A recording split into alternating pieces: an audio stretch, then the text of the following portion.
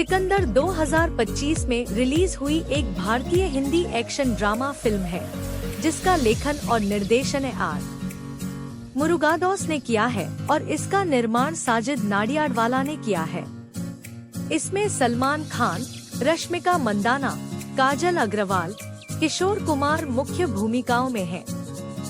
Film में संजय सिकंदर राजकोट खान एक दुखद दुर्घटना से प्रेरित होकर 3 लोगों की जिंदगी बदलकर अपने अतीत का प्रायश्चित करने के लिए प्रेरित होता है, लेकिन एक प्रतिशोधी राजनेता के निशाने पर आ जाता है। गुजरात के राजकोट राजवंश के अंतिम उत्तराधिकारी संजय राजकोट को लोग सिकंदर के नाम से जानते हैं। उनका विवाह चित्रकार सेसरी से हुआ है, जिन्हें रानी साहिबा कहा जाता है। एक दिन उड़ान के दौरान मंत्री राकेश प्रधान के बेटे अर्जुन की मुलाकात मोनिका से होती है, जो एक पूर्व अश्लील फिल्म अभिनेत्री है और अब शादीशुदा है और उसका एक बेटा भी है। अर्जुन यौन संबंध बनाने के बदले में उसके पुराने वीडियो उसके बेटे को दिखाने की धमकी देता है। हालांकि संजय, जो उस समय उड़ान में ही था, बीच बचाव करता है और अर्जुन और उसके बाउंसरों के साथ हाथापाई करता है। अंततः वह अर्जुन को मोनिका से माफी मांगने पर मजबूर करता है। अगले दिन मंत्री राकेश अपने बेटे पर हमला करने के जुर्म में संजय को गिरफ्तार करने के लिए इंस्पेक्टर प्रकाश को नियुक्त करते हैं और इस काम के लिए उसे व्यक्तिगत रूप से रिश्वत देते हैं। प्रकाश राजकोट में संजय के घर पहुंचता है, लेकिन पाता है कि वह वहां नहीं है। सेसरी उसे बताती है कि संजय पहले ही पुलिस स्टेशन जा चुका है। जब प्रकाश थाने पहुंचता है, तो वह संजय को वहां अपने वरिष्ठ अधिकारियों के साथ पाता है, जो प्रकाश को उसे जाने देने का आदेश देते हैं। सेसरी को लगता है कि संजय हमेशा उससे दूर रहता है। वह अक्सर उसे अपनी शादी की सालगिरह और अपना जन्मदिन भूलते हुए देखती है। एक दिन उसे पता चलता है कि वह गर्भवती है और वह संजय के साथ खबर साझा करने की कोशिश करती है। हालांकि उसी समय उसका खदान प्रबंधक 40 किलो विस्फोटक बेचता है, जिसका इस्तेमाल एक साइट पर करने की धमकी दी जाती है।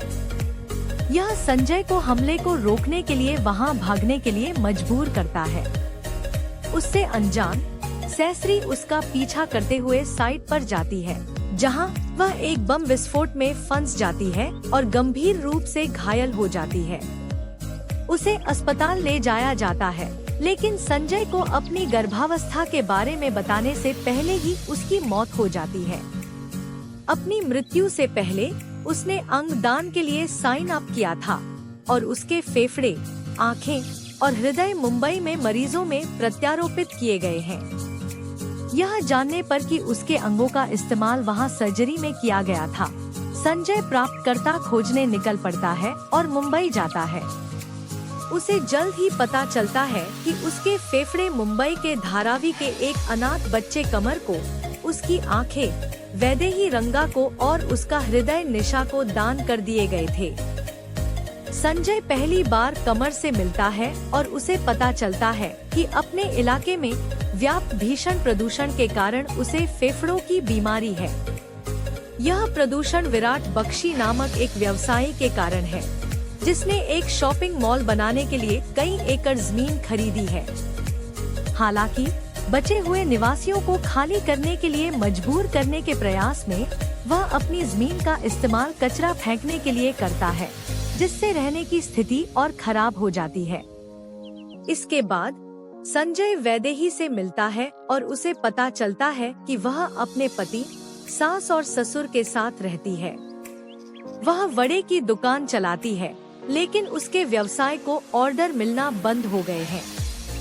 वह मानती है कि उसके सख्त ससुर इसका कारण है, क्योंकि उनका मानना है कि महिलाओं को काम नहीं करना चाहिए।